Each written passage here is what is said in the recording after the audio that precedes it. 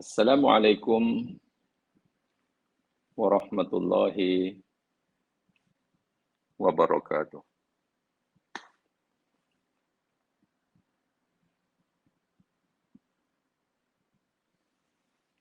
Alhamdulillahilladzi hadana lihada wa ma kunna linahtadiya laula an hadana Allah.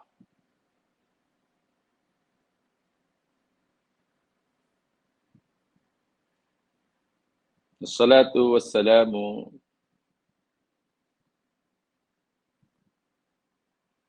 ala nabiyhi wa rasulihi Muhammadin sallallahu alaihi wasallam alladzi arsalahu bil huda wa dinil haqq liyuzhirahu ala dini kulli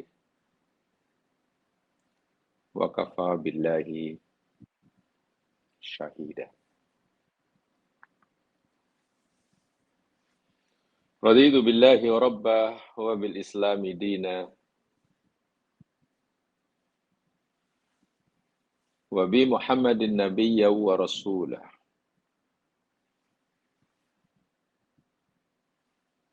Rabbi shrah li sadri wa yassir li amri wahlul 'uqdatam min lisani yafqahu qawli. Qala Allah Ta'ala fi kitabihil aziz ba'da a'udzu billahi minasy syaithanir rajim.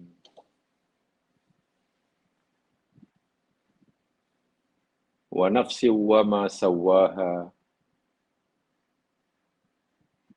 fa'alhamaha fujuraha wa taqwaha.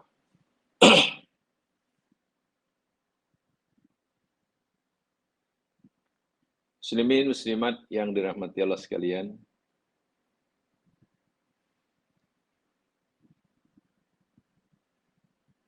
kesyukuran kita panjatkan kepada Allah Subhanahu wa taala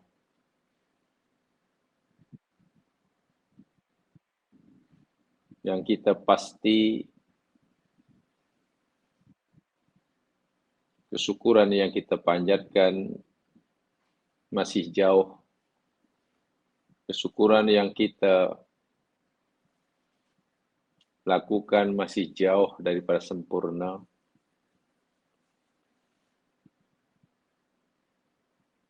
Lebih-lebih lagi bila kita diberitahu oleh Allah di dalam Al-Quran, wa qalilun min ibadiyas syakur, sedikit sekali dari hamba-hambaku yang bersyukur. Sedikit sekali.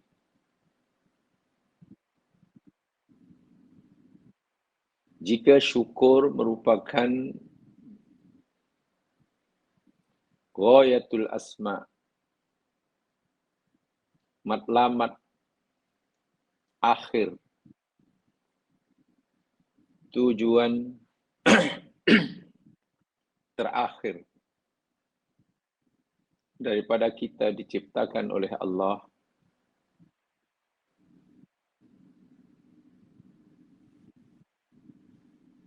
dan yang mampu bersyukur pula hanya sedikit, yang patut menjadi renungan kita. Apakah kita termasuk yang sedikit itu?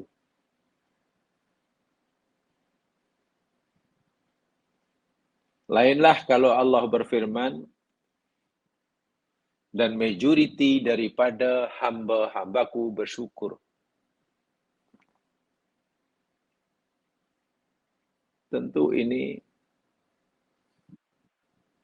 membuat kita punya harapan besar untuk masuk golongan yang majoriti itu. Tapi bila Allah sedikit dari hambaku yang syukur,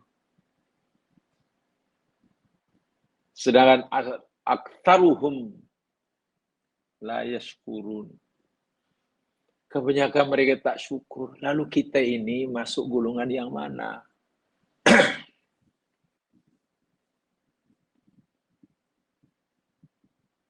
Mungkin khasnya orang Islam yang sholat lebih ramai yang tak sholat. Ya. Mungkin kalangan umat Muslim yang dah berpuasa lebih ramai daripada yang tidak atau belum berpuasa.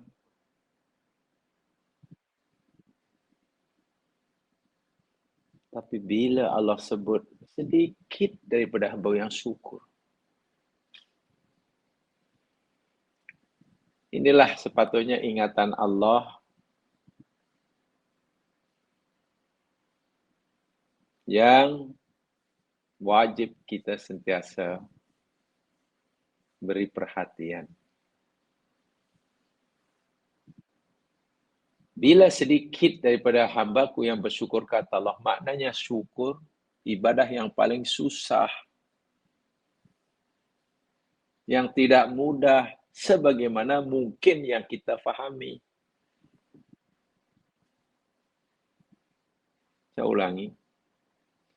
Syukur ibadah yang paling susah karena itu matlamat terakhir daripada penciptaan. Secara umum jemaah sekalian, kalau kita mengkaji Al-Quran, tujuan manusia dicipta, Quran kata liya'budun, untuk melakukan ibadah namanya ta'abud. Betul.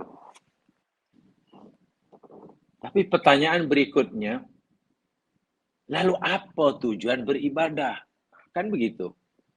Kalau Allah cipta kita tujuan untuk beribadah, untuk ta'abud, lalu apa tujuan melaksanakan ibadah? Apakah melakukan ibadah itu tujuan akhir? Rupanya tidak, rupanya belum, rupanya bukan. Karena dalam ayat yang lain, surah Al-Baqarah, u'budu rabbakumul ladzi khalaqakum walladzina min qablikum. Ibadahlah kamu pada Tuhanmu yang telah cipta kamu, cipta umat sebelum kamu. Allah suruh kita beribadah, suruh ta'abud. La'allakum tattaqun. Allahu Akbar. Supaya kamu bertakwa.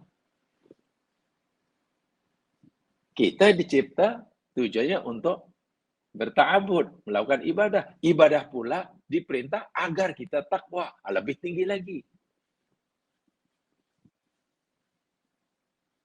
Oh, kalau itu apakah bila kita sudah takwa, mana kita sudah mencapai matlamat akhir? Belum. Takwa bukan matlamat terakhir. Walaupun iya, betul itu tujuan kita beribadah. Kenapa? Karena Allah berfirman dalam ayat yang lain. Ittaqullah. Takwalah kepada Allah. Takwa. La'allakum tashkurun. Tengok. Supaya kamu bersyukur. Dan sebab itu kita tidak akan temukan lagi ayat yang lain. Bersyukurlah kamu, supaya kamu. Tidak ada. Nah, barangkali inilah.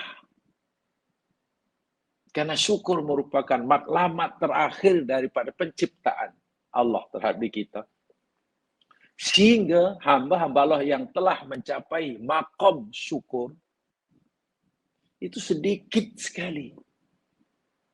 Bukan tidak ada, sedikit. Ini yang perlu kita renungkan dalam kehidupan kita ini.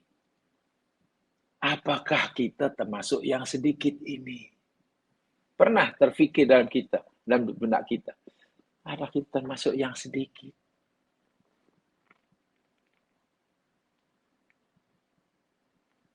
Sebab itulah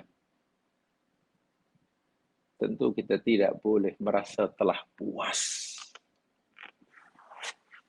dengan keadaan kita hari ini.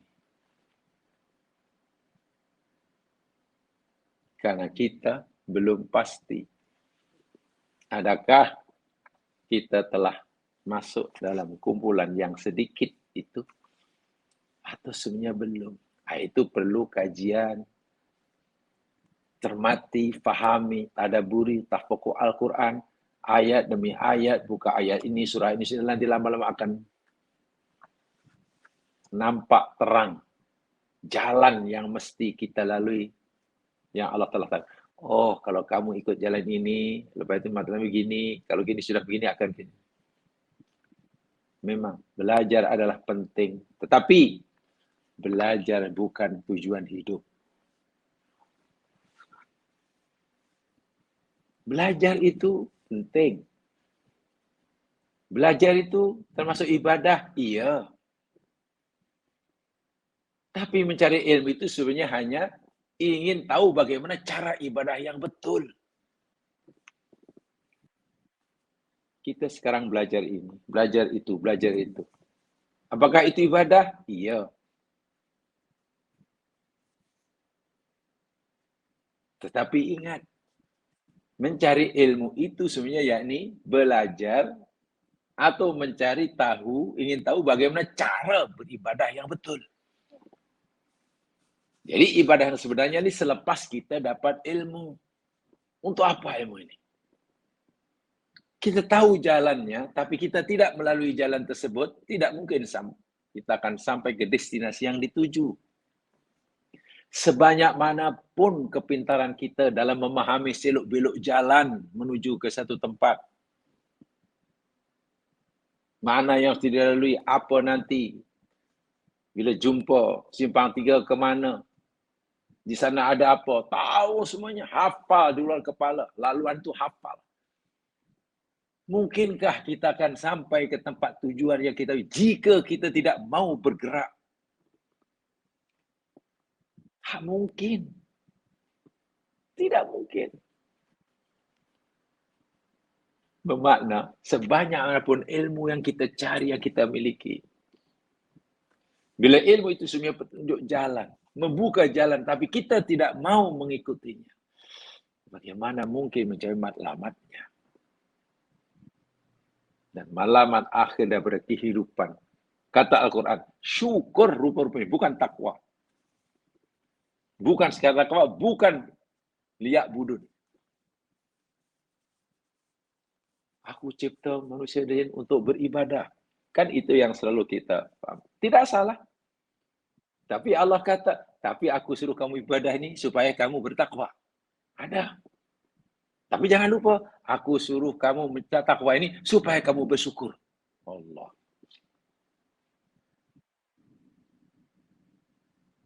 Mudah-mudahan jamaah terus diberi semangat untuk memahami ajaran Allah yang seperti ini. Yang biasanya, syukur ini kadang dianggap macam tajuk biasa. Bagi saya, terus terang ya mas sekalian, syukur bukan tajuk yang biasa. Ya tajuk yang luar biasa. Karena itu destinasi terakhir yang perlu kita capai sebelum kita jumpa Allah Subhanahu wa ta'ala. Muslimin, muslimat yang dirahmati Allah sekalian. Hari ini kita akan teruskan siri kajian kita tentang arti kehidupan, hakikatul hayat. 2-3 siri terakhir, termasuk dua minggu lepas, kita bicara tentang dua jenis manusia yang mengakhiri kehidupannya di dunia. Ada yang dengan husnul khotimah, sebagaimana yang Allah nyatakan dalam ayat yang keempat, muka surat 35.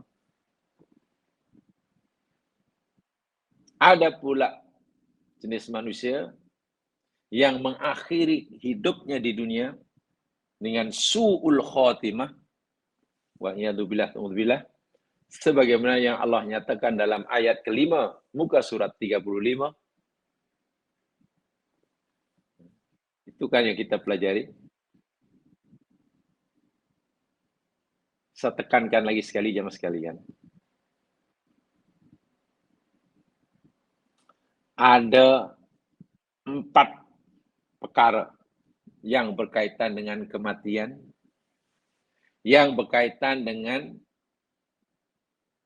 akhir kehidupan kita di dunia ini.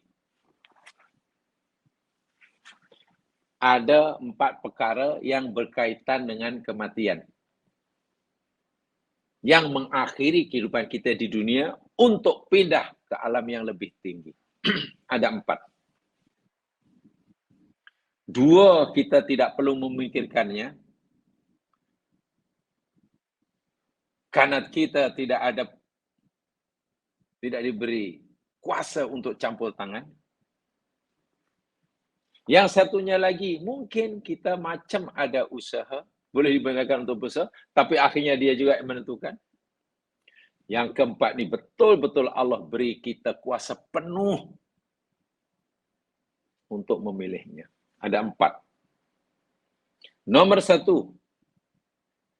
dan ini yang kita tidak perlu fikirkan, tidak perlu pening-peningkan. Bila kita akan mati. Tak perlu fikir. Maksudnya, bila agaknya, bila. Allah sendiri yang sudah tetapkan. Kita tidak perlu dibebankan dengan bila. Wa tadri nafsun. Tidak ada satu diri pun yang tahu bila akan mati. Itu sudah ditetapkan oleh Allah Subhanahu wa taala. Hari Jumaat ke, hari Sabtu ke, hari Isnin ke, Januari ke, Februari ke, Mac ke, Syawal ke, Dzulqa'dah ke, malam ke, siang ke. Salah. Itu sudah ditetap oleh Allah. Kita tak diberi hak untuk campur tangan. Sebab itu ini tidak perlu kita bebani diri untuk memikirkannya. Nomor 2, di mana? Tempat.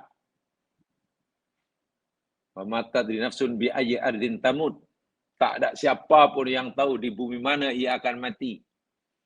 Di rumah, di luar rumah, dalam negeri, luar negeri, kampung halaman, di kebun, di hospital. Tidak ada itu. Sebab itu tidak perlu dirisaukan. Allah sudah tetapkan di mana tempat pembaringan kita terakhir.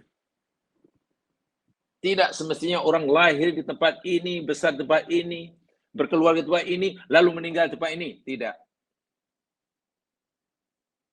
Sehingga seakan-akan Allah berfirman, wahai hambaku, tentang bila kamu mati, di mana kamu tak perlulah fikir risau tentang itu. Aku dah tetapkan dan aku tak akan beritahu kamu.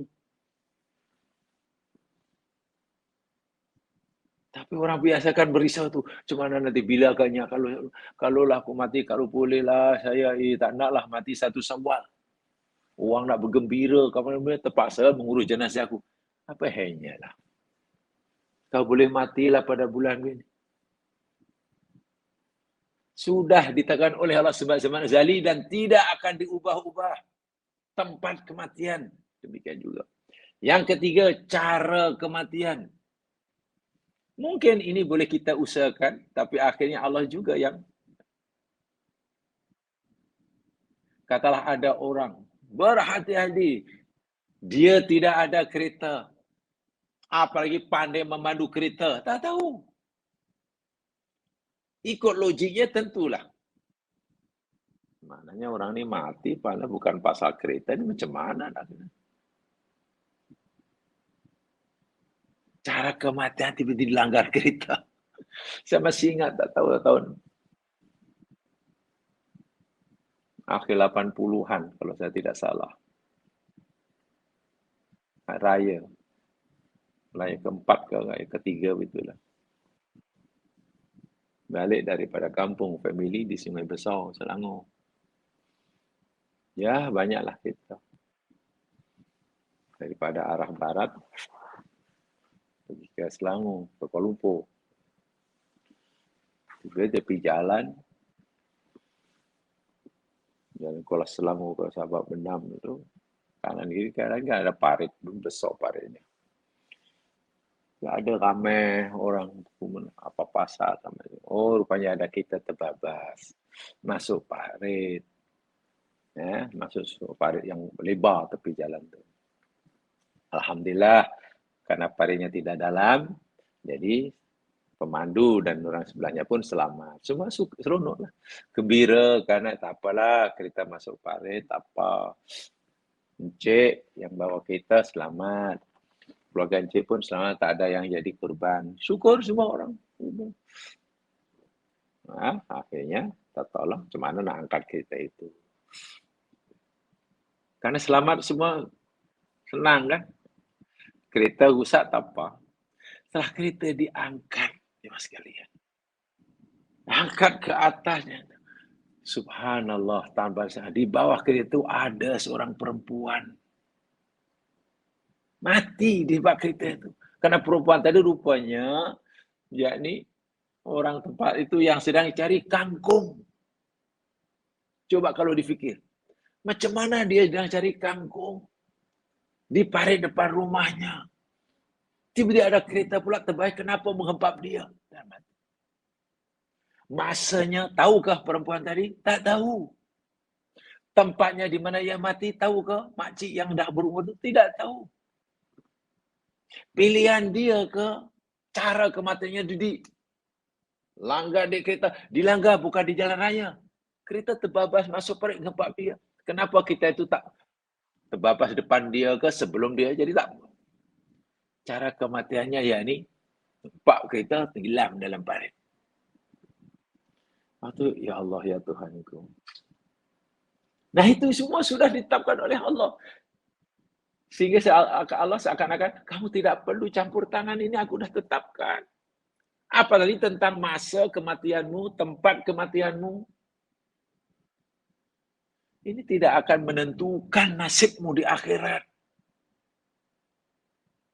Orang tidak akan masuk surga hanya karena dia matinya di Makkah malam Jumat. Tidak. Seseorang tidak akan dimasukkan neraka hanya karena matinya Saturday night di Las Vegas umpamanya. Bukan. Tempat dan masa tidak akan menentukan orang masuk surga atau ahli neraka. Lalu apa keistimewaannya kalau itu mati di sini, mati di situ, masa ini, masa itu. Masih di hospital, masih tadi dihempap kereta tadi, dilanggar oleh kita, jatuh daripada pokok, mati dalam bed tidur. Yang keempat dan yang terakhir, ini yang Allah beri kita kebebasan untuk mengusahakannya dan ini yang menentukan kita surga atau neraka. Apa yang keempat? Keadaan kita ketika kita mati. Kita akan dalam keadaan seperti apa nanti kita mengakhiri hidup kita di sini, ini Allah serahkan pada kita. Ada orang memilih mengakhiri hidupnya dengan husnul khotimah, Allah kata silakan. Kalau kamu ingin mengakhiri hidupmu dalam keadaan husnul khotimah, tak kira masa kamu mati bila, tempat kamu mati itu bila, cara kamu itu seperti apa, tak penting. Yang penting, kamu si husnul khotimah. Dan ini Allah serahkan pada kita. Kamu kena usaha gini. Nanti kamu dapat, aku bagi kamu husnul khotimah. Ada yang lain memilih mati dalam keadaan su'ul khotimah. Hanya dua itu. Ini yang betul-betul Allah beri kita kebebasan memilih. Minta maaf ya sekalian. Contoh yang agak keras. Katalah matinya katalah orang itu.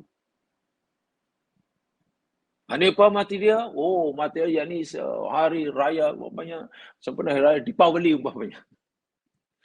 Atau Tai Pusem. Lah, matinya pun ada ya Tai Pusem. Harinya. Masanya pula, Allah, masanya pula lah malam Ahad. Itu malam Ahad. Tempat matinya di mana? Walah, tempat meninggalnya yaitu dalam perjalanan. Di MRR tu. Katalah. Dekat Batu Cave. Katakanlah.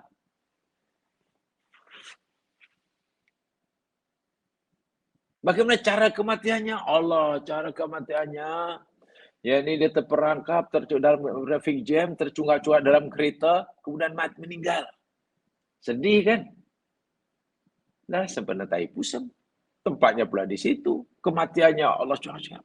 Tapi, masa kematian, tempat kematian, cara yang mengerikan itu, jika orang tadi matinya, mengakhiri hidupnya di dunia, dalam keadaan husnul khotimah, sebenarnya yang Allah nyatakan dalam ayat keempat, muka surat 35. Tayyibin, malakul maut yang datang nak mencabutnya, walaupun di tempat seperti itu, masa seperti itu, malakul maut kata, Assalamualaikum. Sebelum mencabut nyawa dia bagi salam. Bahasa mudahnya, orang ni dapat kiriman salam daripada Allah. Jadi malaikat menyampaikan salam. Wahai hamba manusia, Allah kirim salam pada kamu. Aku ucapkan Assalamualaikum. Surga ini orang tempatnya.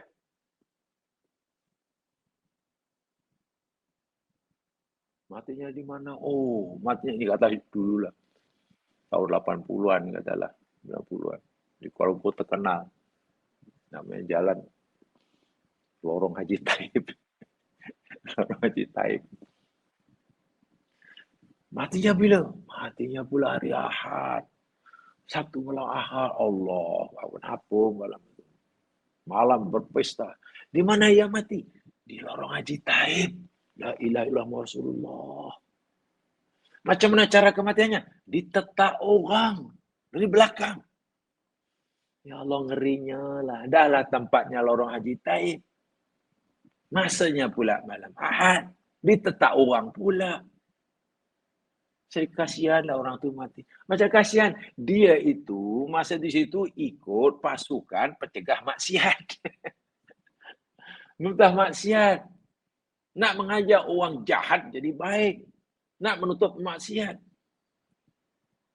Ya, akhirnya okey dia, bos dia, gojo dia, dah mendak di belakang, tetaknya orang itu mati ya. Mati ketika ia hendak menegakkan kalimah Allah. Mati ketika dia hendak melaksanakan amar ma'ruf nahi munkar. Kan husnul khotimah. Iya, Masya Allah. Bertuah ini orang, walaupun tempat matinya di Lorong Haji Taib. Ya. Yang B matinya di mana? Oh, B itu, bertuah dia. Tempat matinya di Mekah. Di Mekah? Ya. Tepatnya di mana? Mekah dekat Hijir Ismail. Masya Allah. Masa itu apa? Yalah, mungkin sudah habis tawaf. Masanya itu Jum'ah, malam Jum'ah, Ramadan. Iya. Macam mana dia mati caranya? Tahulah, dia tertolak orang, jatuh, lalu dipijak orang tawaf, mati ya dia. Allahu Akbar. Mulianya ini orang. Mati di Mekah, di Madinah Haram, Masjid Ismail. Malam Jum'ah, Ramadan pula. Bertuah kan? Nampaknya. Tapi katakanlah, orang yang mati di tempat yang mulia, malam yang mulia seperti itu, katakanlah masa itu. Sedang bukan syirik kepada Allah Subhanahu Wa Taala. Oh, dia berada di Ismail itu, dia sambil sapu-sapukan dia punya tuala ke Ismail. Kan di rumah sudah yakin nanti kalau lah tuala itu sapu Kaabah ke sapu Ismail, betul nanti dibawa balik untuk jadi obat jadi. Dia sedang syirik. Mati ketika dia sedang buat syirik. Kan matinya su'ul khotimah. Matinya su'ul khotimah. Mengakhiri hidup di dunia su'ul khotimah. Terkena ayat 5. Dari segi zahir, Masya Allah, iri kita melihatnya. Mati di Hijir Ismail. Malam Jumat. Ramadan. Jadi tempat, masa meninggal tidak akan menentukan nasib orang di akhirat. Bahkan cara kematiannya pun tidak. Yang menentukan nasibnya di akhirat itu ahli surga atau ahli neraka, bila orang itu mengakhiri hidupnya dalam keadaan sama ada su'ul khotimah atau husnul khotimah. Paham ya? Ini saya tegaskan betul ya Mas Kilan. Karena ini aja kita diberi pilihan. Husnul khotimah ini yang kita diberi dan kita diberi kebebasan untuk memilih. Nak jadi apa? Tapi tentang nak pastikan mati di kampung halaman, Allah tak suruh pun. Dan mungkin gagal kita. Saya tak nak mati, melainkan di kampung tempat kelahiran saya. Belum tentu mati di situ. Boleh jadi matinya nanti di India. Karena mungkin beberapa jam sebelumnya dia tak macam mana boleh. Mesti pergi India sampai sana mati. Boleh jadi. Nah, ayat berikut yang kita nak pelajari hari ini masih sambungan ayat 4 dan ayat 5 itu. Lebih tepatnya sambungan ayat yang keempat. Jadi tolong dibuka bukunya, muka surat 36 sekarang. Muka surat 36. Ayat yang ke-6. Ini masih cerita mereka yang mengakhiri kehidupan di dunia, yang betul-betul telah mengisi hidupnya penuh arti, sehingga semasa matinya, tak kira hari apa, jam berapa, pukul berapa, tempatnya di mana, di rumah ke, di luar rumah ke, dalam negeri ke, luar negeri ke, tak kira lah. Mati di hotel ke atau di hospital ke. Cara kematiannya terjatuh ke, karena sakit tua ke, atau karena sesak nafas ke, atau apa sajalah. Tersedak makan ke, terlalu gembira ke. Tapi orang yang matinya dalam keadaan husnul khotimah. Hidup di dunia akan benar-benar berarti. Walaupun mungkin masa yang Allah berikan hidup di dunia hanya 30 tahun. Hanya 40 tahun. Mungkin hanya 20 tahun. Tetapi jika keadaan semasa meninggal, husnul khotimah, itulah kejayaan yang sebenar. Itulah arti kehidupan yang sebenar. Walaupun di dunia masa hidup tak pernah senang hidupnya. Makan kais pagi, makan pagi, kais bangun petang. Mungkin gagal sekolahnya. Mungkin tak pernah mempunyai rumah. Karena terus menyewa. Mungkin kemana-mana naik basikal. Raya pun tak pernah tukar baju. Mungkin tak ada orang kenal dia. Macam mana dikenal? Dia bukan hartawan. Dia bukan ilmuwan. Tapi semasa meninggal, husnul khotimah. Itu benar betul-betul hidup yang paling berarti. Kenapa? Karena orang yang benar dalam keadaan husnul khotimah oleh Allah. Melalui malaikatnya. Orang ini akan diperlakukan dengan sangat-sangat istimewa. Mari kita baca ayatnya. Ayat ke-6, muka surat 36. A'udzu billahi minasy syaithanir rajim. Ya ayyatuhan nafsul mutmainnah. Wahai jiwa yang mutmainnah. Irji'i ila rabbiki radiyatan mardiyah. Kembalilah engkau kepada Rabb engkau dalam keadaan ridho dan diridhoi.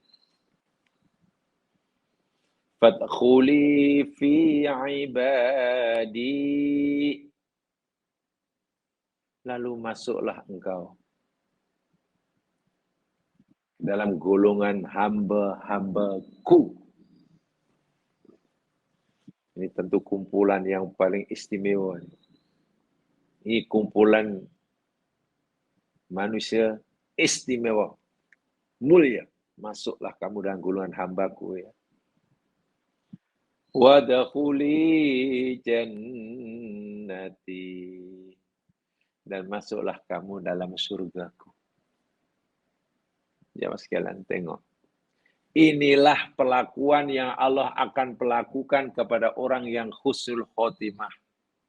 Yang mengakhiri kehidupan di dunia dengan sangat-sangat bahagia. Kerana telah mengisi kehidupannya sesuai dengan Allah yang memberinya dia hidup. Dimanapun nanti ia mati, bila manapun ia akan mati, cara apapun ia mati. Tak penting. Tak jadi masalah.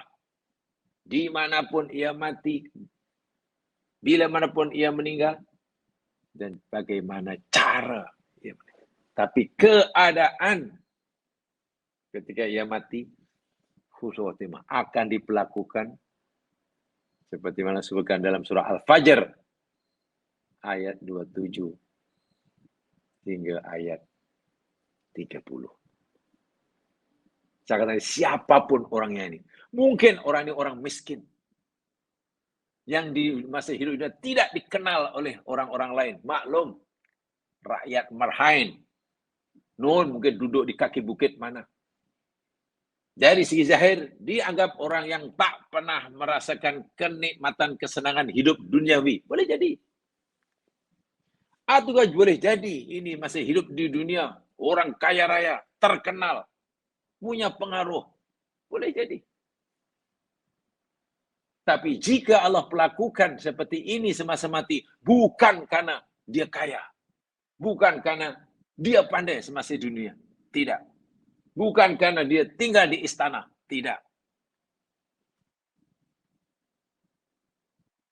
Tapi kerana usahanya.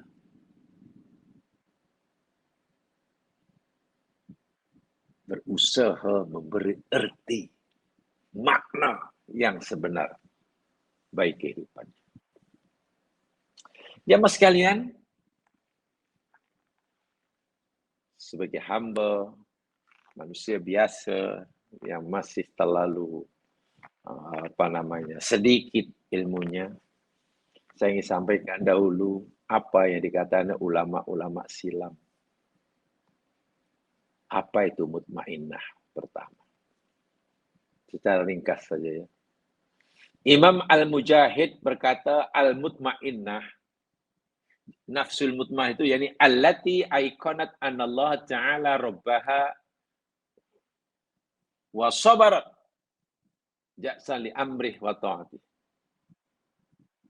Jiwa yang tenang, mutmainnah, yakni jiwa yang semasa hidupnya yakin Allah adalah Rabb-nya. Atau kalau dalam bahasa yang mudah saya sederhanakan, orang yang semasa hayatnya ia telah menterjemahkan, mengamalkan apa yang selalu ia ucapkan, raditu billahi rabba. Aku ridha Allah sebagai Rabbku. Wabil islami dina. Aku ridha Islam sebagai agamaku. Wabi Muhammadin Rasulah. Aku ridha Muhammad sebagai utusannya. Bila ucapan yang dah biasa ucapan itu bukan hanya diucapkan di lidah, dan juga bukan hanya telah diyakini oleh hati, tapi diterjemahkan dalam kehidupan. Betulkah kita yang dah ucap raditu bil rabba ini, gaya hidup kita sama dengan yang kita ikrar, ya Allah, aku ridha engkau sebagai Rabb. Rabb itu mana? yang mengatur kita, yang menjaga kita, yang memelihara kita. Keadaan kita di hidup ini diam sekalian, daripada alif hingga ya, diam atau bergeraknya, sehat atau sakitnya, senang atau susahnya, dapat atau tidaknya. Semua itu adalah bukti rububiyah Allah. Allah bagi kita sehat, itu contoh rububiyah Allah pada kita. Sekarang Allah bagi kita sakit, itu rububiyah Allah juga. Bukti rububiyah Allah, bukti bahwa Allah itu Rabb kita. Kita berusaha mencari sesuatu, lalu kita berjaya mendapatkannya. Itu adalah bukti bahwa Allah itu Rabb kita. Dia yang mengatur kita. Kita sudah usaha bermati-matian, tapi gagal. Berobat kemana-mana, tapi tidak sembuh. Bekerja siang, malam, pagi, petang, mengikuti syariat Allah, tapi juga masih susah. Itu juga bukti bahwa Allah itu Rabb kita. Dan kita reda. Kita berusaha, lalu Allah beri kita kejayaan, kita reda, kita Alhamdulillah, terima kasih ya Allah. Syukur. Usaha-usaha, tapi tak diberi kejayaan, pun reda. Nah, itu maksudnya. Jiwa macam itu pasti tenang. Tenang karena Allah sebagai Rabb-nya. Baginya bila sudah yakin dan tenang, Allah itu sebagai Rabb-nya, yang mengaturnya, yang meliharanya, yang menjaganya. Apapun yang dilakukan oleh Rabb kita, ya pasti kita senang lah. Tapi kan seringkali kita tidak begitu dalam hidup. Hati terasa senang bila apa yang kita maukan, apa yang kita minta, Allah kabulkan. Tapi bila yang kita minta Allah tak kabulkan, atau apa yang kita minta Allah berikan, bisa dengan yang kita maukan. Mungkin nanti rasa, tak apa, tak macam tak apa, hati tahu lah. Rasa kalau dapat yang macam ni seronok, tapi kenapa dapat macam ni ya? Mana raditu billahi robba, mana? Sebenarnya kata Mujahid, maksudnya secara sederhana, orang yang orang telah menerjemahkan apa yang diberikan, raditu billahi robba. Itu makna dalam sekali maknanya sebenarnya. Kalau diucapkan saya memang senang. Hati mungkin sudah yakin yang Rabb kita hanya Allah. Alhamdulillah Rabbil Alamin.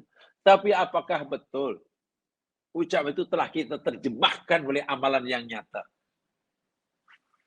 Kalau sudah betul, kenapa kita sering tak puas hati,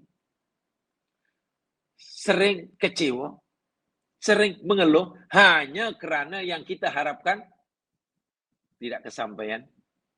Hanya karena yang kita minta daripada Allah tidak sebagaimana yang kita maukan. Ya Allah, hamba ini kalau boleh begini, ya Allah, kenapa lah segini? Mari kita belum raditu billahi rabba, belum. Itu jiwa mutmainnah dan itu wajib diikhtiarkan. Wajib diikhtiarkan. Artinya nafsu mutmainnah ini bukan datang begitu saja, ya Mas kira ada itu tidak. Diusahakan sangat lama. Nanti saya tunjukkan atau ucapan orang soleh.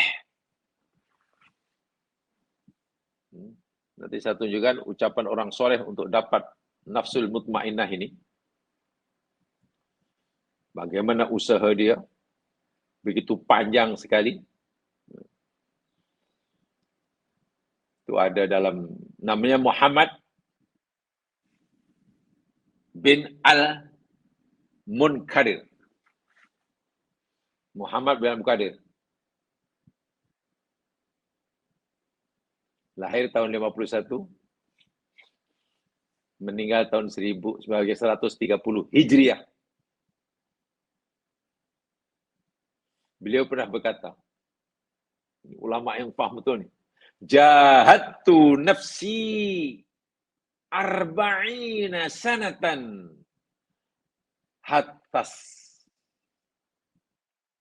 taqamat.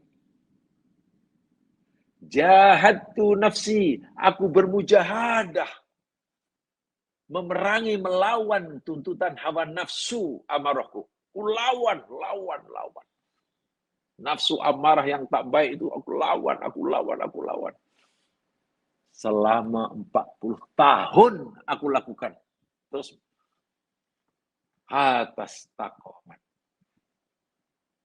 Sehingga akhirnya nafsuku yang selama ini menyuruh aku buat jahat itu jadi istiqomah, bertukar, berubah daripada nafsu yang amarah menjadi nafsul mutmainnah. 40 tahun bermujahadah.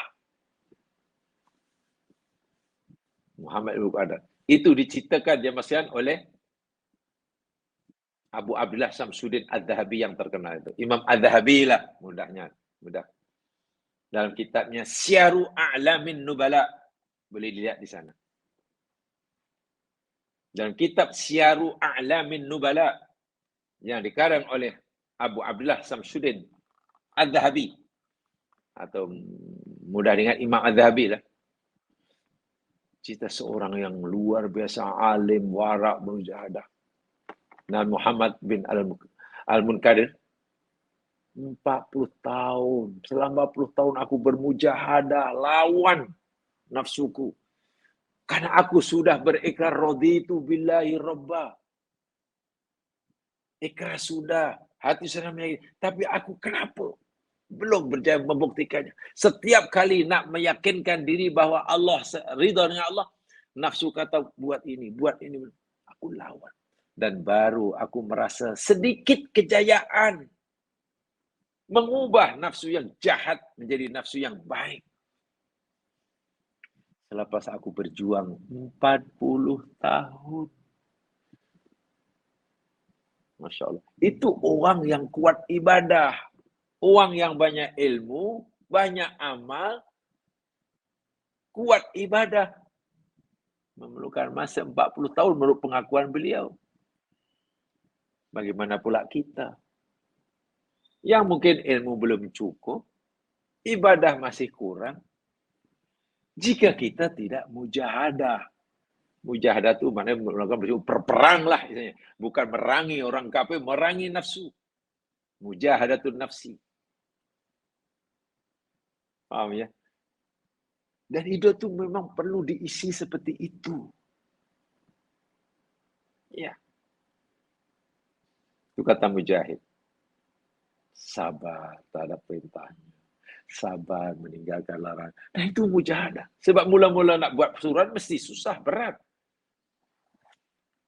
Mula-mula tinggalkan larangan memang susah. Imam Al-Hasan mengatakan, siapa nafsul mutmainnah ni? Nafsul mutmainnah yakni al-mu'minatul muqinah.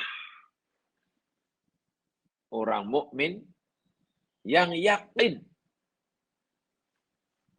Mukmin yakin. Nah, itu penjelasannya panjang itu. Baru mutmainnah. Iman dan yakin tanpa rada ragu sikit pun. Lalu diberi contoh Nabi Ibrahim. Begitu yakin bahwa ketika melakukan perintah Allah suruh sembelih Ismail. Bayangkan. Yakin itu adalah perbuatan yang tidak salah, perbuatan yang mesti dilakukan. Apapun risikonya. Karena Allah yang suruh. Aku yakin dan aku beriman tidak mungkin Allah menjerumuskan hamba-Nya yang mematuhi perintahnya. Susah jangan meyakinkan diri sendiri terhadap kebenaran perintah Allah. Jika perintah itu berlawanan dengan akal sehat kita, bercanggah dengan nafsu kita, bercanggah dengan apa kata masyarakat. Susah. Perintah membunuh anak. Tanya akal yang waras. Mana ada? Tak ada akal waras membenarkannya. Tanya hawa nafsu. Lagi awal-awal memberontak. Tanya jiran-jiran. Hei kawan-kawan, saya nak tanya lah. Bila nasihat pada tuan-tuan lah. Aku nak bunuh anak aku, nak sembelih anak aku. Itu kira okey ke tak okey? Mana ada orang membenarkannya? Bercanggah dengan segala-galanya. Jadi kalau Ibrahim tanya pada pikiran dia, jangan. Itu tak logik langsung. Tanya hanasunya, memanglah tolak. Tanya jirannya, mungkin dituduh gila. Tapi tanya pada iman. Iman sudah dalam. Ibrahim sudah berikrar puluhan tahun sebelumnya. Apa ikrarnya? Inni wajjahtu wajhiya lilladzi fataras samawat. Itu kan ikrar Ibrahim. Di hadapan kaumnya. Setelah Ibrahim berjaya meyakinkan kaumnya sebetulnya bahwa bulan, bintang, matahari dan segala tidak layak sebagai Tuhan yang mesti disembah. Lalu inni wajjahtu wajhiya lilladzi fataras samawat hanifah. Ibrahim sudah ikrar itu. Ketika Allah perintah Ibrahim, qala lahu rabbu aslim. Ibrahim, aslim.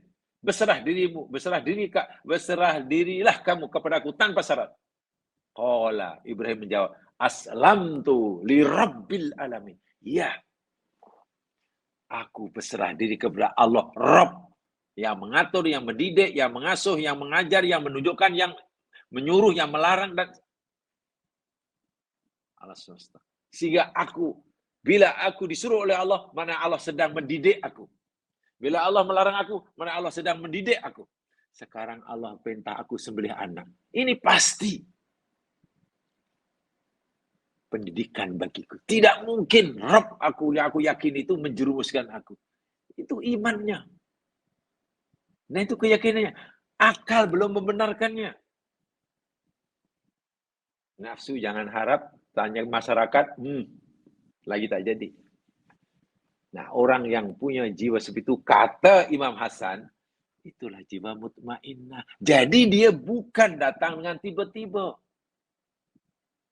Ia sudah dipersiapkan daripada awal-awal lagi. Sehingga ketika mengakhiri hayatnya, dipanggil, ya ayatuhan nafsul mutmainnah.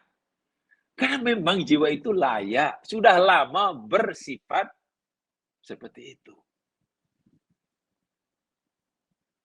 Tak berarti macam mana hidup yang macam itu. Itu kata Imam Hasan. Al-Hasan. Al-Imam Atiyah berkata, an-nafsul mutmainnah ay ar-radiyah bi qada'illah. Jiwa yang ridha terhadap segala ketetapan Allah. Ya, tidak salah. Seburuk apapun qada dan qadar Allah, ridha dia. Allah takdirkan dan tetapkan ia rugi, ridha. Allah tetapkan ia menjadi mangsa kezaliman, ridha. Apa salah aku tiba-tiba kenapa orang menganiaya aku sebab aku tidak melakukan kesalahan. Yang macam mana? Apa kesalahan aku tadi banyak? Aku naik motor dari jam 4, traffic light merah, aku berhenti. Brake motorku, makan juga, pakai topik lidah juga.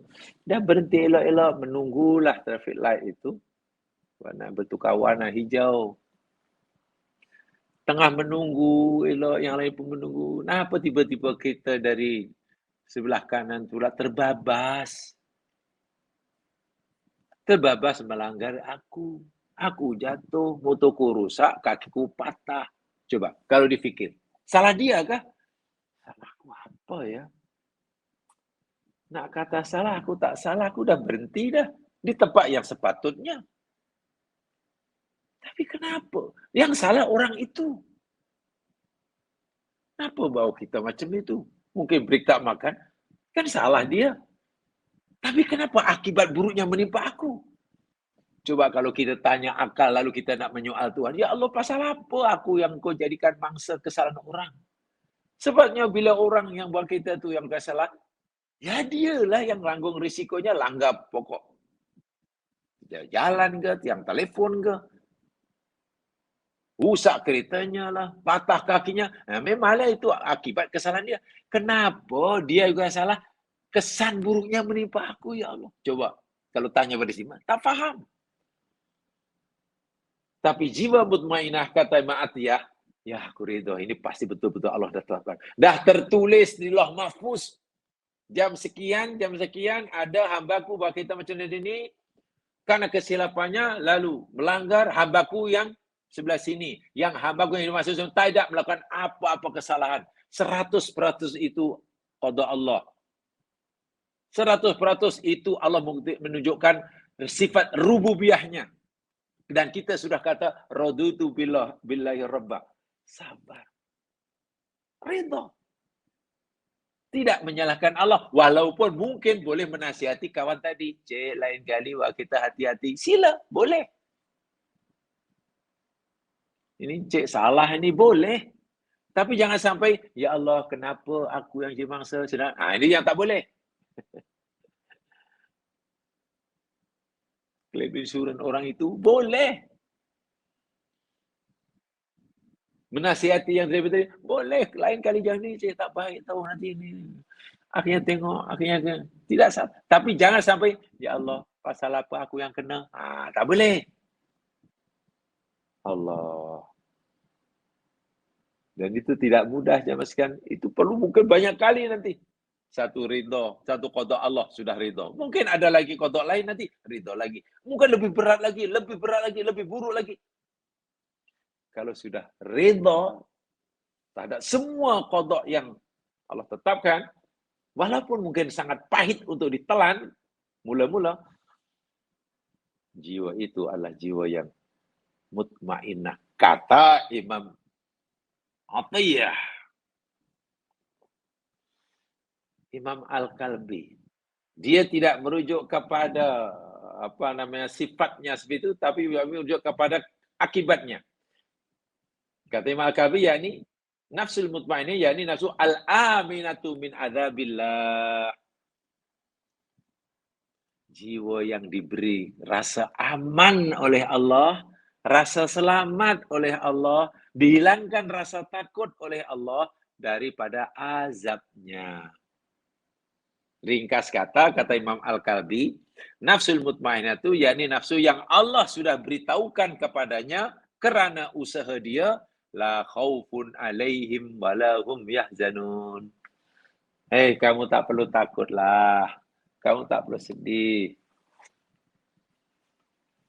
Afatul, bencana, musibah, takut, dan sedih sudah dilenyapkan oleh Allah dari orang itu. Jiwa yang macam itu yakni mutmainnah. Tapi Allah bagi dia keterangan, pastilah ada asbabnya. Ada materi yang lain pula, jiwa mutmainnah menurut kami yakni jiwa yang sentiasa zikrullah. Yang hatinya sentiasa bersambung dengan Allah, tak pernah putus. Siang, malam, pagi, petang, susah, senang, sakit, sehat, kaya, miskin, sentiasa hatinya terpaut dengan Allah.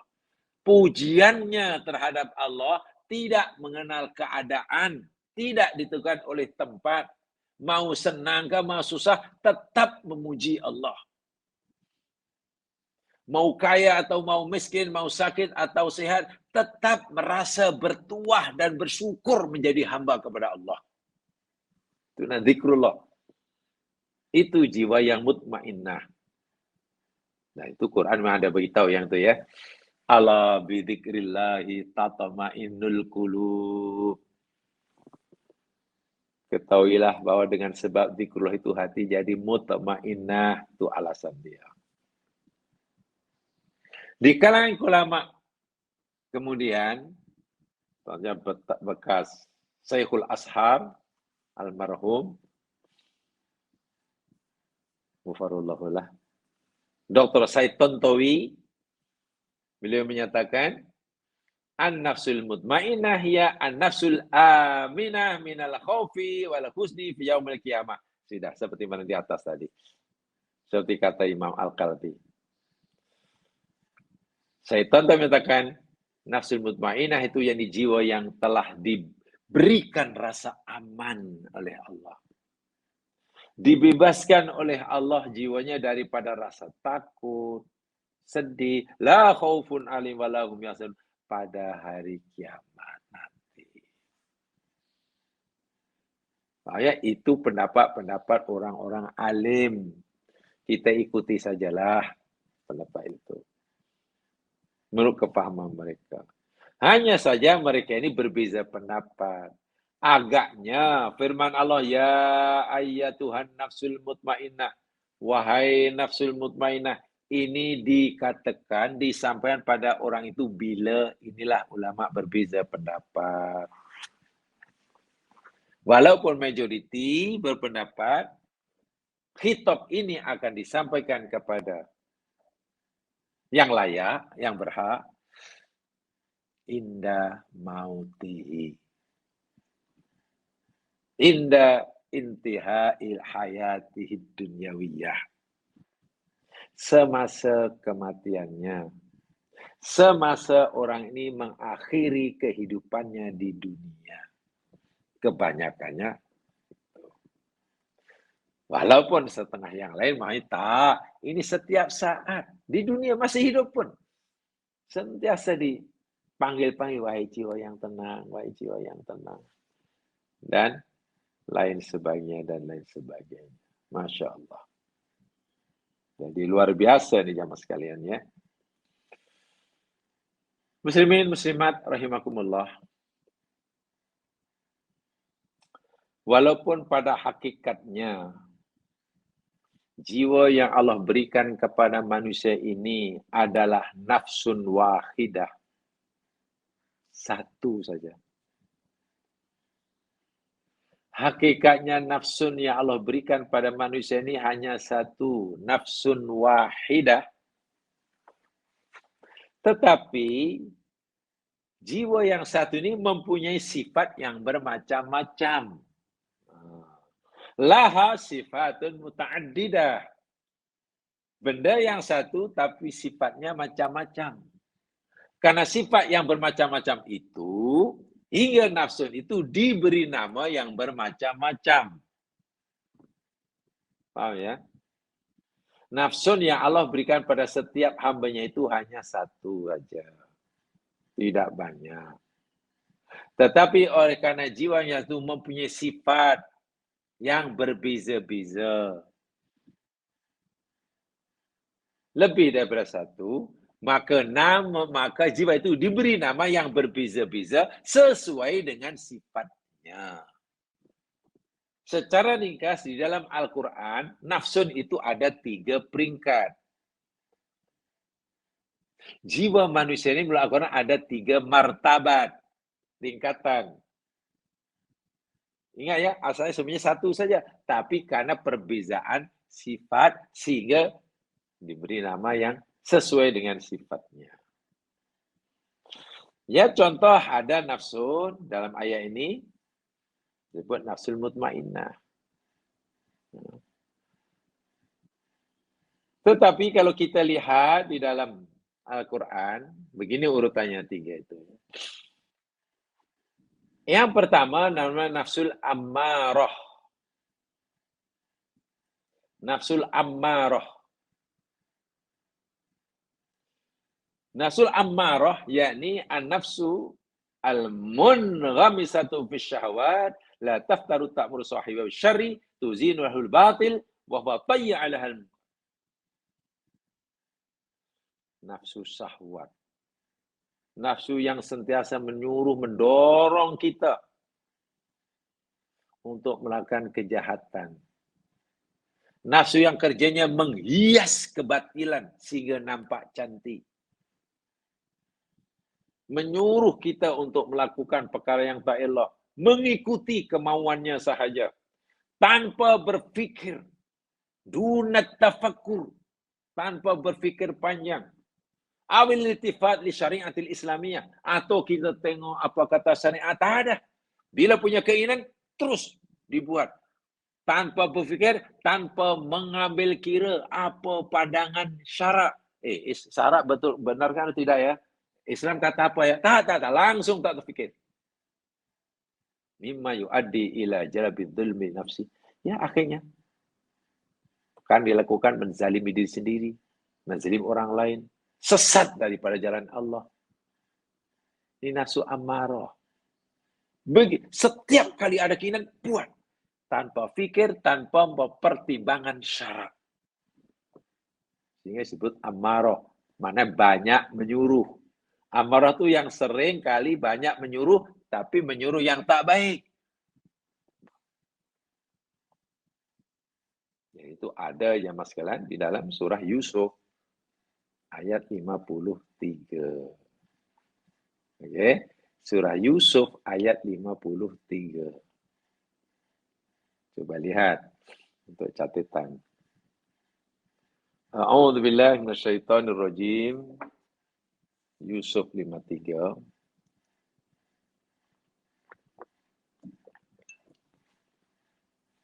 Wa ma ubarri'u nafsi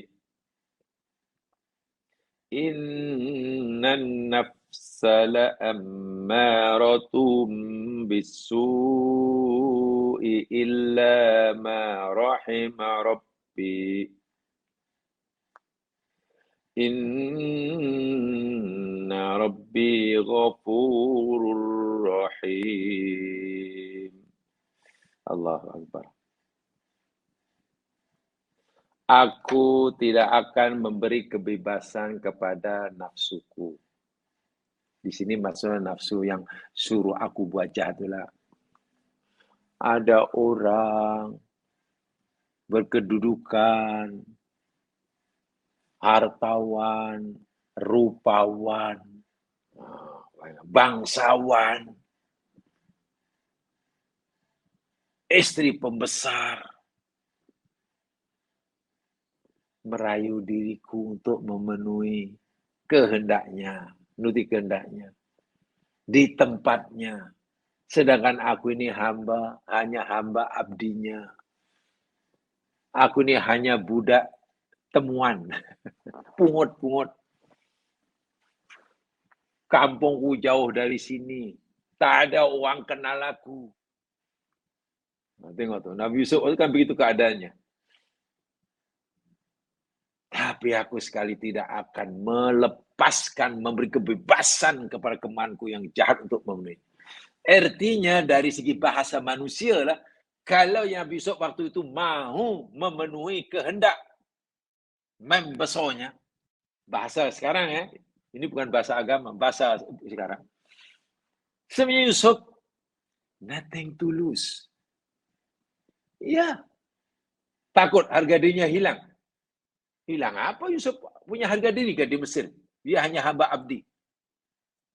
Dan tidak diketahui asal-usulnya. Takut nanti terjejas ke dia punya peniaganya. Peniagaan apa yang Yusuf ada waktu itu? Iya pula ya. Takut apa? Ya kalau bahasa sekarang nih, bahasa manusia sekarang lah. Nothing to lose. Tapi Yusuf, tak boleh. Walaupun mungkin aku tidak rugi apa-apa kalau menurut ini, bahkan mungkin merasa hebat ya karena membuat bangsawan, hartawan, jelitawan terpesona, Bang. Bukankah itu sepatutnya kalau ukuran cara berpikir kebanyakan orang sekarang itu adalah boleh menaikkan image ini.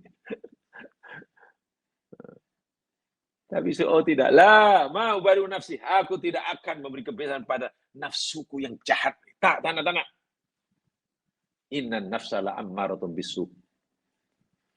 Nafsu itu banyak kali, sering kali suruh kita buat su. Illa ma rahimah rabbi. Kecuali nafsu yang Allah Tuhanku rahmati. Allah Tuhanku, aku tahu dia Maha Pengampun. Sehingga jika aku tergerak, terlintah hati untuk menunya, Allah Maha mengampuni. Dan Allah Maha menyayangi. Buktinya, walaupun mungkin aku terlanjur salah, Allah tidak terus menghukumku.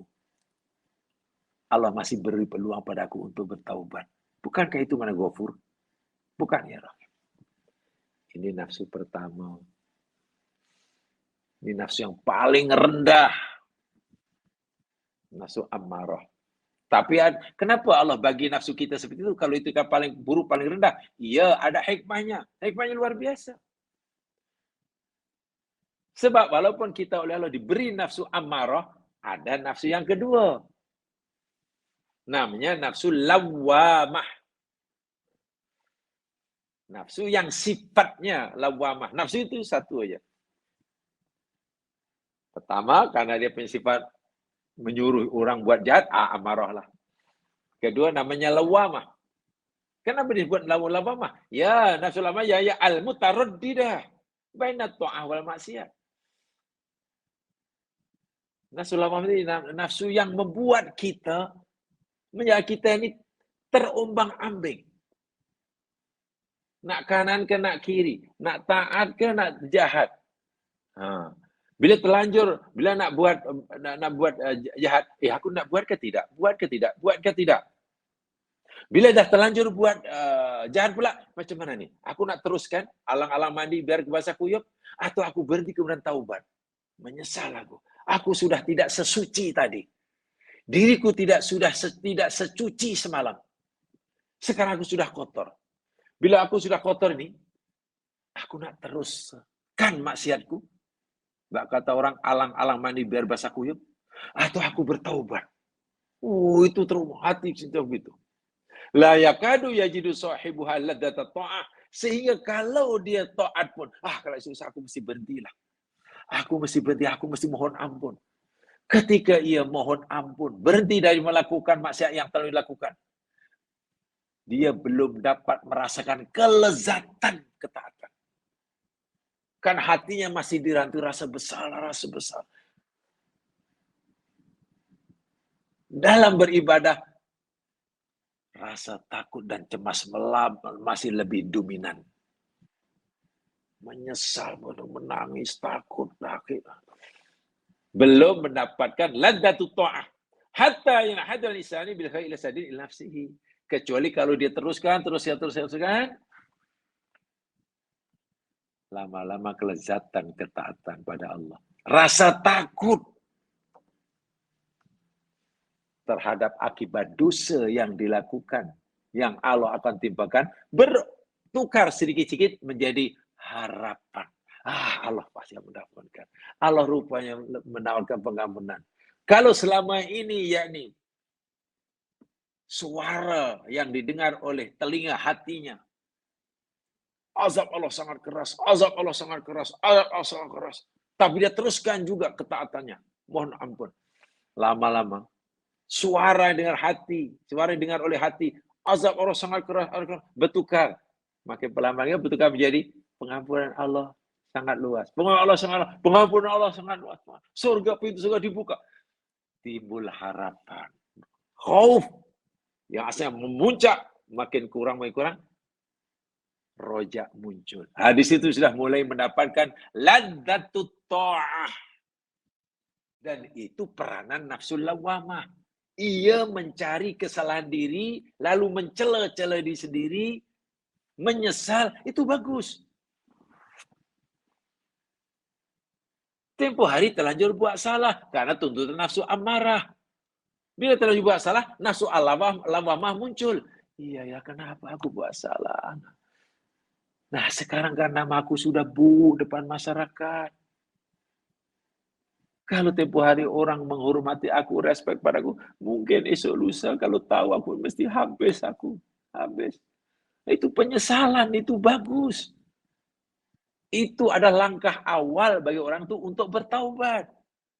Langkah awal bertaubat ini kan menyesal. Sebab itu Allah bagi kita nafsu yang mampu menyesal. Menyesal itu kerja nafsu lawamah. Disalahkan, tidak menyalahkan orang. Salahkan diri sendiri. Korek kesalahan sendiri. Allahu Akbar. Jadi, disebut nafsu lawamah karena nafsu itu talumu sahibah. Suka menyalahkan diri sendiri, mencela diri sendiri terhadap maksiat yang dengan semasa hidupnya. Sehingga berat melakukan ketaatan ketika ia masih melakukan maksiat atau masih dalam proses penyesalan terhadap maksiatnya. Wa huwa ma'irfu ulama nafsi bidhamir. Di mana tempat penyesalan tadi? Mengutuk-utuk dirinya, menyalahkan ini tadi di mana? Bagian mana tuh? Di telinga atau di mata? Ulama mengatakan, ulama'un nafsi, atau pakar psikologi Islam lah, mengatakan tempat atau suara penyesalan, kutukan, sehingga itu nangis, itu namanya ad-dhamir. Dalam psikologi disebut ad-dhamir. Alladhi ya'malu ala bil insan al-yakum min qabaihah. Yang menggerakkan manusia. Menggerakkan manusia untuk kembali kepada kebaikan. Cepat sekarang. Mata hatinya memandang dosa yang terlalu besar. Mata hatinya memandang siksa yang diancam Allah terlalu berat. Tapi saya katakan, dia di tengah jalan. Nak terus ke ala-ala mandi biar basah atau nak berhenti? Itu lama. Oh, tak boleh. Allah buka pintu taubat, lalu bergerak untuk itu lawamah. Quran sebut di dalam surah Al-Qiyamah ayat yang kedua. Yang mau melihat surah Al-Qiyamah ayat kedua. Ayat pertama, la uqsimu biyaumil qiyamah. Ayat kedua, wala uqsimu bin nafsil lawamah. Allah bersumpah dengan nafsul lawamah. Bila Allah bersumpah dengan kiamat, mana kiamat itu benda yang dahsyat, perlu kita renungkan. Bila Allah bersumpah dengan ad-duha, wad-duha, makna waktu itu waktu yang sangat ajaib.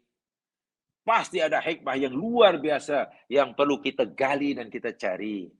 Bila Allah bersumpah dengan tin, zaitun, tursina, walaili, wasamsi, ini bukan benda, wasamsi, wasamai. Ini bukan sumpahnya. Ingat, bila Allah bersumpah dengan makhluknya, maknanya ada hikmah yang sangat besar, pengajaran yang sangat luar biasa, yang perlu kita pahami melalui sumpahnya itu. Nah, ayat ini Allah bersumpah dengan nafsul lawamah. Lalu apa nafsul lawamah? Ini kita perlu pikirkan. Jangan sampai terlepas pandang, bahkan langsung tidak pernah menyentuh. Apa nafsul lawamah ya? Masya Allah. Wah, Allah nak beritahu kita pun dengan sumpah. Iya. Maknanya, mana apa ya? Begini jam sekarang ya. Ini sedikit agak keluar sedikit ya. Dulu kan kita pernah belajar walaupun sangat sedikit dan boleh katakan mukadimah lah tentang balaghah kan. Ya sedikit. Ya insya Allah membantulah sedikit banyak. Kan dalam bahasa Arab ini, jumlah atau sentence bahasa ini kan ada 3. Nama ibtidaiyah, tolabiyah, dan inkariyah. Jumlah tolabiyah itu jumlah biasa. Tak ada taukid. Katalah kita beritahu, Allahu qadirun. Allah itu maha berkuasa. Itu namanya ibtidaiyah. Ditujukan kepada mereka yang hatinya bersih. Hanya diberitahu Allah itu kuasa. Hanya diberitahu, oh pokok itu mangga ini manis. Dia sudah percaya. Ya saya percaya. Walaupun hanya diberitahu, mangga itu manis tau. Karena hati orang itu jernih, dengan berita macam itu pun percaya. Tapi ada orang yang hatinya masih ragu. Iya ke? Jangan tidak. Jangan yang pahit. Jangan yang manis. Jangan yang masam. Jangan. Kepada orang ini kita beritahu bukan dengan pokok ini, mangga ini manis. Tak. Kena sumpah dengan sungguh. Kena sungguh. Buah mangga ini manis. Sungguh. Sumpah. Barulah orang itu yang ragu tadi jadi yakin. Oh iyalah. Karena dia dikata sumpah, dikata sungguh, mana yang manis. Lah iyalah saya percaya. Kita yang saya ragu, hilang ragu, jadi yakin. Karena yang memberitahu kita, sungguh. Itu namanya tolabi. Nah, kepada orang yang hatinya ini tak percaya, tak indah, macam tak tahu je. Kita beritahu punya pokok mangga ini manis, macam tak tahu je. Pokok ini sungguh mangga ini manis, masih tak, memang tak percaya. Jangan percayalah. Mengarutlah, dia tu pembohong. Pembohong nomor wahid. Mana ada mangga di sini manis, semua masam. Memang ingkar sungguh. Nah, pada orang macam ini, gunakan susunan ayat yang kuat. Kalau itu perlu kita bersumpah. Demi Allah, wallahi, wallahi, wabillahi, watallahi. Demi sesungguhnya, semata-mata, lain tidak, bahwasanya buah mangga ini manis. Bila kita sumpah macam itu, maknanya kita tidak memberitahu kepada orang itu kebenaran mutlak. Sedangkan orang yang kita beritahu itu orang yang hatinya kerah. Tidak mau buka. Harap-harap dia terbuka dan meyakini. Masalah sekarang ini zaman sekarang, yang nak menyampaikan berita dengan sumpah, dengan itu, dengan ini bukan kita, Allah. Allah itu maha benar. Allah itu maha benar. Al-Haq namanya. Jika Allah yang punya sifat maha benar itu pun menyampaikan berita kepada kita, memberitahu sesuatu pada kita dengan sumpah, apa maknanya? Sedangkan jika Allah memberitahu kepada kita tanpa ayat sumpah pun, kita yakin Allah maha benar. Ini kan pula Allah memberitahu pada kita sesuatu dengan sumpah. Wa nafsil lawwam, wala uqsimu bin nafsil lawwam. Ada apa ini? Allah maha tahu rupa-rupanya. Ramai daripada hambanya. Walaupun tentu tidak semua kan. Mungkin termasuk kita orang Islam. Ramai yang tidak mempelajari atau merasa tidak perlu mengetahui. Atau bahkan tidak tahu sama sekali tentang nafsu. Apa ya nafsu amal, nafsu lawamah, nafsu. Tak. Tengok. Kan ajaib. Yalah, kalau sebagai orang Islam kita wajib belajar sholat, iya. Yalah, kalau kita belajar sholat kita wajib belajar tentang macam mana rukun-rukun puasa, haji macam mana, nanti tak batal, sia-sia, iya. Baik, dan memang begitu sepatutnya. Ya, sebagai orang Islam, laki-laki atau perempuan mesti kena belajar macam mana cara berpakaian yang menutup aurat, berikan syar'i, iya. Betul. Semua betul disuruh. Macam mana berpakaian untuk aurat. Apalagi perempuan biasanya lebih kadang boleh bersiri-siri. Kadang bersiri-siri orang mengajar cara berpakaian yang menutup aurat bagi muslimah. Wah, bersiri, bertajuk-tajuk jam sekarang. Wah, sebenarnya kalau kita mau jujur dan ingin memanfaatkan masa se-efisien yang mungkin, ya boleh disederhanakan. Ya, betul. Tapi kalau detail yang sekecil-kecilnya, wah, dah memang jadi panjang lah. Sehingga akhirnya kita menganggap benda itu penting, tapi kita akhirnya menjadi super penting. Tengok. Benda yang penting akhirnya berubah menjadi super penting. Kenapa? Kata kita, akhirnya benda-benda yang penting yang lain tak ada bagian masa untuk kita pelajari. Kita ada masa lagi untuk apa ya nafsu. Nafsu mu'ainah, nafsunya apa ya? Coba. Akhirnya kita merasa tak punya masa atau bahkan merasa tak perlu. Bahaya tak bahaya cara belajar seperti itu. Sedang Quran, Allah yang Maha Benar itu bersumpah dengannya. Ingat, apa makna sumpah Allah dalam Al-Quran? Itu tolong dikaji. Makna al-qasam dalam Al-Quran. Sebab sumpah Allah tak sama dengan sumpah kita. Sumpah Allah tak sama dengan sumpah kita. Kita bersumpah wallahi, watullahi. Tak sama dengan bila Allah bersumpah demi langit, demi malam, demi Al-Quran, wal Quranil Hakim. Tak sama. Pengertian sumpah bagi Allah dengan tak sama. Nah ini, jadi tolong yang beritahu kita tentang jenis jiwa, perang jiwa ini. Allah dan Allah beritahu pada kita pun dengan bersumpah pula. Wahai Allah ni maha benar. Jika tak bersumpah pun kita wajib meyakini kebenarannya. Dan yang terakhir, yakni yang sedang kita pelajari ni. Namanya nafsul mutmainnah. So, ada 3 tingkatan. Nafsu itu satu, tetapi kerana sifatnya berbeza-beza, maka diberi nama yang berbeza-beza. Apa yang nafsu mutmainnah? Tadi di atas sudah dijelaskan sebagiannya.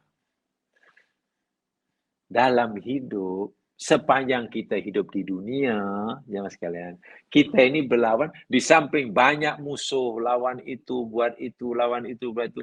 Nah, ya, suruh bekerja, ya. Cari yang halal, iya. Suruh menyantuni anak yatim, betul. Betul. Bila baca puasa, nanti baca puasa, betul. Suruh baca Quran, iya, iya. Betul, betul semuanya. Tapi jangan lupa, dalam hidup ini kita juga diperintah oleh Allah. Tujuannya akhirnya nanti ini penjelasannya ada tambahan lagi, Mas Kilan. Khasnya dalam Irjina Rubika Rodiyah Marjah. Di situ nanti poinnya. Kita juga berkewajiban mengubah. Karena boleh jadi hidup kita sehari-hari mungkin nafsu amarah sangat dominan waktu itu. Tukar. Mungkin nafsu lawamah. Macam mana supaya kita dapat menukar, meningkat nafsu amarah menjadi lawamah, menjadi mutmainnah. Sebab kita selagi hidup 3 nafsu ini mesti ada. Sentiasa hidup dan berperan. Hanya mana yang lebih dominan dalam kehidupan kita. Kalau ini tidak diambil berat, sedangkan itu raja dalam diri kita. Hati itu kan raja. Letaknya di dalamnya. Tangan, mata, kaki, mulut semua. Itu kan hanya askar-askar. Ikut saja apa yang diarahkan oleh raja yang ada di dalam. Jadi kalau rajanya rusak, macam mana nanti askarnya? Ingat, ketahuilah dalam hati, dalam badan ada seketul daging, kata Nabi. Bila rusak seluruhnya, tu badan. Bila elok semuanya. Ala wayal qalbu.